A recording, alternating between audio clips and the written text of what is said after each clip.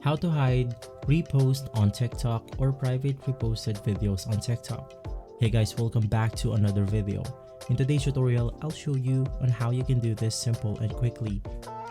Now, if we navigate through our TikTok application right here, and if we click on the repost button itself, we can then go ahead and see that we cannot go ahead and hide the repost videos right here. Now, an alternative thing that you can go ahead and do is to navigate through the three lines at the top of your screen. Click on settings and privacy, and from here you want to navigate through privacy once more.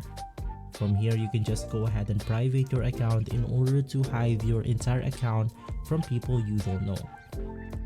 Now with the private account, only users you approve can follow you and watch your videos including repost.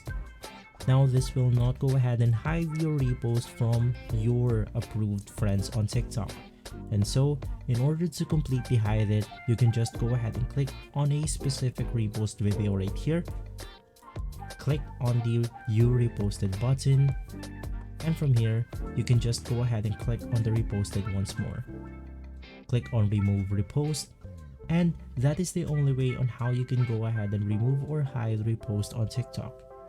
If this video has been helpful, leave us a like and subscribe. I'll see you on the next one. Thank you.